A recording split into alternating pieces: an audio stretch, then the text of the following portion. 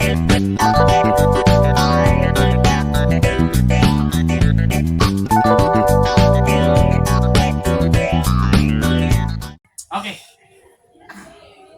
welcome back to Musik Kumpul Asik. Hari ini sudah masuk Desember kawan-kawan. Tahun ya? Akhir tahun, ujung tahun 2024 nggak terasa setahun. Sudah banyak yang terjadi.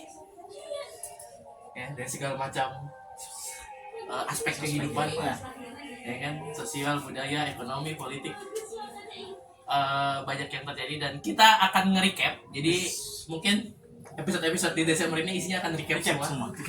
Apa yang sedang terjadi, apa yang sudah terjadi di 2024, karena 2024 ini tahun-tahun yang menarik. Banyak cerita. Mungkin harus ada satu recap soal kehidupan sini. Kehidupan masyarakat gitu ya? Iya, kehidupan masyarakat. Ada sih, tapi jangan lah. Oke, di episode spesial recap musik recap 2024 Desember ini kita akan merecap Indonesia dari aspek politik selama 1 tahun 2024. Udah banyak hal yang terjadi. Banyak. Pilpres, pileg, lalu pilkada serentak kemarin, dan hal-hal yang terjadi juga di politiknya. Ya kan, perilaku orang politiknya gitu.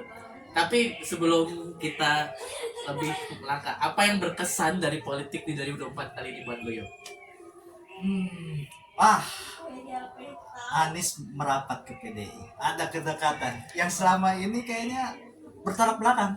Ya, tiba-tiba di penghujung tahun ini kita dikagetkan dengan dinamika politik. Tiba-tiba Anies dan PDIP seakan mulai ada hubungan dekat. Ya, Anies Ahok yang padahal gue harapin duel antara Anies Ahok ternyata malah satu gerbong. Aduh. Iya, karena dua-duanya punya sentimen, punya musuh yang sama. Gitu. Kalau buat lo apa sih? Satu kata buat gua, Apa? kejutan. Apa tuh? Jadi gini, banyak hal, gua ngomong pilkada dulu ya, oke, karena pilkada. ngomong pilkada. Banyak tempat yang menurut gua itu buat gua itu tidak terprediksi gitu. Ya. Contoh misalkan ini, gua di Depok. Itu di luar prediksi gua, PKS kalah. Tumbang. Iya, betul. Jawa Barat juga tumbang. Dengan suara Deddy Mulyadi segitu gedenya ya, di atas 60%. PKS cuma dapat 12%. Iya, itu menurut gue tuh nggak biasanya gitu loh. Terus PDIP di Jawa Tengah, Ya. tumbang. Itu di luar ekspektasi sih buat gue. Kejutan.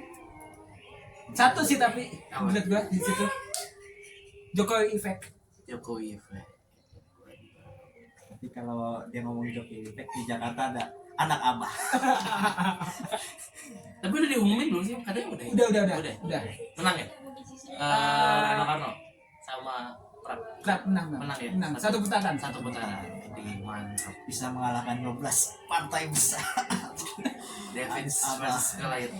Tapi emang bener sih kejutan-kejutan yang luar biasa gitu.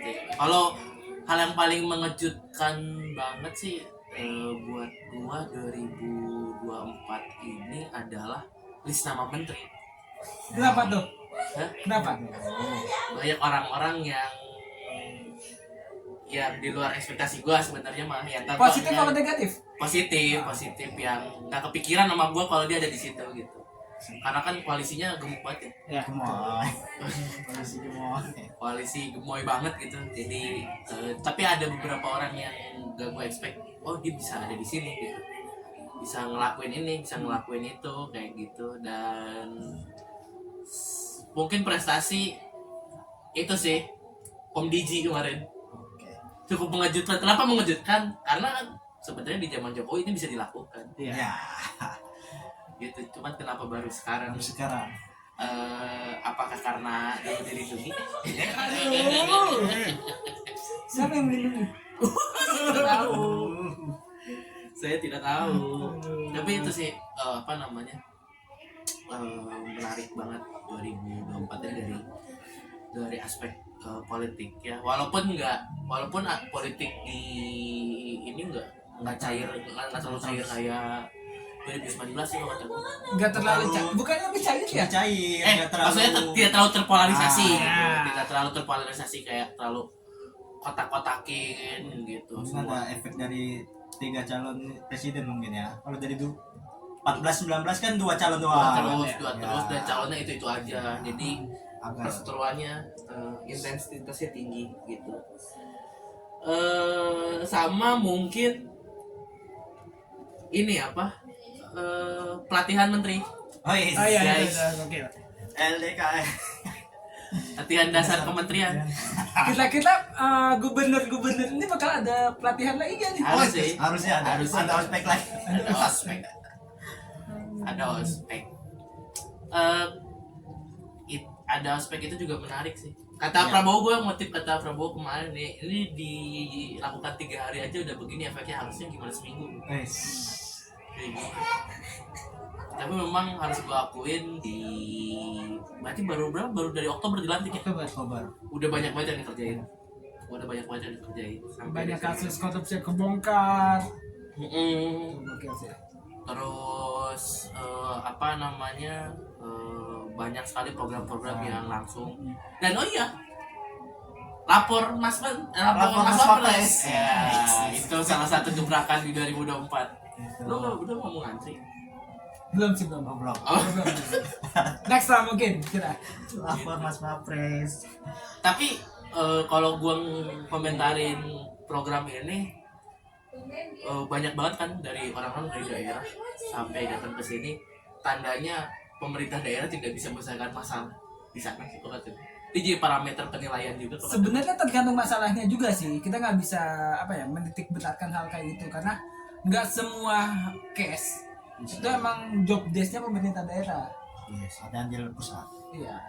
Jadi menurut kalian programnya bagus ya? Sampai hari ini gue masih ngeliat programnya bagus semua. Bagus lah. Gue belum ada yang bermasalah. Untuk saat ini lah ya. Sebuah ya gebrakan di 100 hari pertama udah oke lah. Mudah-mudahan 100 hari ke depannya makin lebih bagus. Sampai seterusnya lah. Sampai seterusnya, dan impact-nya juga luar biasa. Oh ya, gue juga ini tahun ini adalah jadi tahun paling buruk buat Apple. Gak bisa jualan di nggak bisa Indonesia jualan. gara-gara Tapi- produknya nggak TKDN. Tapi justru gue di situ ngelihat bahwa pemerintah ini punya power. Punya power ya. Bisa. Bisa ngancem gitu loh. Bisa ngancem. Dan kemarin wacananya pemerintah udah deal di 1 miliar dolar nilai investasinya Apple untuk bikin pabrik supaya mereka bisa jualan. Jualan. Gue pikir Apple nggak akan ngotot itu. Cuma yang jadi masalah holiday tax-nya ini nih, tax holiday. Nah. Kalau gue sih itu sih belum dibahas ya, tapi kalau bisa mah jangan dikasih lah. Ya itu, agak berat itu. Iya, suruh mereka Bayar lah. Karena nggak logis 50 tahun ini. Iya. Ya, 50 tahun tuh menurut gua Kalau emang maksa gitu ya, gue sih lebih mendukung pemerintah. Udah tutup aja gitu. tutup aja, cabut. Cabut. Jadi Cina lah kita. Iya. Iya sih. Iya tinggal benar-benar. Iya gitu. Iya, benar. Itu kenapa dibahas ini, karena salah pengambil keputusan kan lewat politik. Politik. Mhm. Dan gua akuin kementerian yang terlibat, menteri-menterinya juga oke. Gitu sih. Ngomongin Apple di Indonesia. Tapi gue mau tanya nih, mau ngebahas recap politik ya. Oke. Menurut kalian terkait BRICS, posisi Indonesia kedepannya seperti apa nih? Oh, Indonesia sudah masuk BRICS. Ya, ya. Sudah jadi bagian dari BRICS. Kita udah nggak US Club, coy. Kita sudah nggak US Club. Ya walaupun kemarin Prabowo nelpon Trump. Iya. Tapi justru karena Trump makanya lebih enak. Ya karena presidennya Donald Trump. Kalau misalnya kemarin siapa? Kamala Harris. Kamala akan beda. Oh, susah itu. Akan beda. BRICS itu juga belum tentu bisa se-fight itu kalau Kamala yang menang. Menurut gue sih. Tapi Indonesia menurut gue ini gini, gue tuh dari dulu seneng sama langkah-langkah konkret ya, misalkan lu kalau bersekutu sama Cina, udah sama Cina aja gitu. Iya enggak sih, memastikan posisi jangan sampai main di dua kaki kayak gitu. Tapi bukan dua kaki sih sebenarnya kan. Apa? Kita itu kan punya yang namanya pandangan politik nih. Iya, Bebas aktif. Kita nggak berpihak Iya. pada saat itu. Non blok lah, non Non-blok. blok gitu. Tapi jadi apa namanya? Karena kelompok kita bukan kelompok yang adidaya, jadi Justru gini, kenapa bebas aktif? Gue ngelihat dari zamannya Soekarno ya, Soeharto ya. Karena kita punya power. menunjukkan kekuatan lah. Jadi ibaratnya karena kita punya power, jadi Kita bisa mau lu ke sana sini nggak ada yang berani musik Musik. gitu loh. Gak ada yang gabung. Ibarat gue tuh tetap walaupun lu main ke sono gitu ya, tetap gue tetap butuh lu. Ya, betul. Ya kita lihat aja ke depan. Mudah-mudahan akan berdampak sangat Terus luar biasa. Tapi satu yang tenggelam di 2024 seiring berjalannya waktu sampai ke akhir tahun ini soal IKN guys. iya. Oh iya. Setuju gak sih kalau Iya. IKN udah mulai Betul. redup, udah nggak ada pembahasannya lagi, gua nggak denger lagi seperti di zaman Jokowi itu update-nya ada terus, bangun ini bangun itu, investor masuk dan lain sebagainya. Fokusnya belum ke sana kan. Jadi Gitu. Prabowo belum fokus di IKN kayaknya. Berarti rencana 2024 itu sudah pindah kantor ke negaraan tuh udah gagal loh. Gagal. Tapi undang-undang DKJ aja udah revisi loh. Udah revisi. Udah. Jadi gubernurnya itu secara nomenklatur masih berlaku sebagai gubernur DKI Jakarta Iya. sampai benar-benar berubah. Sampai benar-benar ibu kotanya tuh Pindah. pindah Ya. asal administrasinya ke IKN. Apakah akan jadi kota mangkrak, kota hantu? Bisa jadi. Itu yang kita khawatirkan selama ini ketika ngomongin IKN kan. Iya nggak sih? Takutnya iya. Iya. Karena uang yang gede banget. Sedangkan Prabowo hari ini butuh uang yang gede banget untuk program. Program kerja dia. Dia nggak bisa jalan dua-duanya, harus milih. IKN apa program kerja? Kemungkinan di hold sih feeling gue Iya. Sama. Sulit soalnya. demi makan gratis. Iya. Ya itu anggaran besar. Gue sih mengharapkan lebih baik jalan makan gratis daripada IKN Iya. dulu untuk saat ini ya. Nah, Kayak gitu. Apalagi IKN sebenarnya proyeksi jangka panjang banget. Agak mulai terus hal-hal yang banyak banget aja hal-hal lucu di politik yang terjadi belakangan ini. Kayak tadi kita ngebahas yang menang ya DKI ya. Kita ngebahas yang kalah. 12 partai yang tumbang. Partai itu bang. Faktornya apa faktornya? blunder sih. Blunder ya. Blunder. Satu blunder, kedua anak apa? Sedikit banyak. Maksudnya gini, Sedikitnya ada. sedikitnya ada, tapi yang faktor paling blundernya dia. blundernya. Jadi dua-duanya blunder. Iya. Statement-statementnya semuanya itu blunder. Dan juga yang nomor 2 juga tidak bisa kita enteng loh. Jadi 10%. 10%. Gila. Gue nggak nyangka loh sampai 2 digit. 10%. Iya. Dharma Kun. Dia bahkan Aguero. menyatakan itu sebuah kemenangan loh. Karena Iya. dia menurut dia survei 3% dan 10% dapat kemenangan. Iya, Itu gua udah makanya- di luar prediksi memang. Tapi kok ada yang pilih? Hah? Kok ada ya? Gue milih. Oh lu pilih? Gue milih seru aja statement-statementnya dia tuh agak konyol. Mungkin yang 10% ada kayak Yogi kali ya? Tapi benar sih. Kenaikan dari survei kan kalau yang lain kenaikan surveinya paling 10%. Masalahnya dari kedua. Kalau dia dari 3 iya. Ke 10, ke 10 itu 3 kali lipat. 3 kali lipat, 300%. Misalnya kan emang tiga-tiganya nggak ada yang benar-benar serak nih di warga Jakarta kan. Jadi lihat di RK blunder mulu, kurang masuk. Pramono Anu dan Bang Dul agak kurang nih, terlalu minta tolong baca kayaknya sama anak abah nih. Wah nih kayaknya seru di statement-statement Darmaput itu. Gua lihat tuh statementnya juga. Tapi kalau dia menang tuh sesuatu yang luar biasa itu. Gokil sih. Tapi emang nggak yakin menang sih. Iya. Tapi 10% tuh nggak Nah, sedikit itu. ya. 10% warga DKI itu nggak sedikit. Dari jutaan orang tuh ternyata ada sekelompok orang ribuan, ratusan ribu bahkan ya, Itu 1.000. untuk milih kan wakilnya kata Dharma pun bocah jaib itu anak umur belasan udah kuliah kan. Iya. Iya. Caca. Enggak, kalau belasan, gue juga belasan udah kuliah. Iya, sama. 12 tahun lah. Ya, 12-annya tuh belasan di bawah 17 ya. Bukan di atas. Kalau di atas memang normal. Terus di politik kemarin baru yang mundurin diri. Baru Oh, kemarin. itu. Ya itu mungkin kita bahas itu dari sisi sosial. Oh, oke, sisi sosial. Sisi Oke. Ini lebih enak sosial sih. Lebih sosial. Soalnya itu ada satu paket tuh. Ah. Oke, ada Isu satu sosial paket. itu. Iya, gue juga sebenarnya ada yang pengen dibahas soal itu. Itu dari segi sosial sih benar. Cukup gentle lah. Oke, cukup. Mungkin gini sih. Harapan buat ke depannya gimana nih dari Iya, kalian? politik nih. Politik. Ya dengan gebrakan Pak Prabowo setelah dilantik yang banyak gebrakannya menangkap korupsi segala macam, mudah-mudahan kedepannya bisa lebih baik lagi kinerjanya, dan banyaknya yang kasus-kasus korupsi yang terungkap menunjukkan memang Indonesia darurat koruptor. Berarti harus lebih keras lagi, perkuat KPK, perkuat sistem peradilan di Tapi OTT dihapusin di tahun ini. Iya sih. Iya sih. Karena kalau kita berharap perkuat KPK, satu langkah pelemahan KPK malah dilakukan. Ya berarti mungkin melemahkan KPK, mungkin sistem kejaksaan dan kepolisian ini kinerjanya lebih baik. Ya.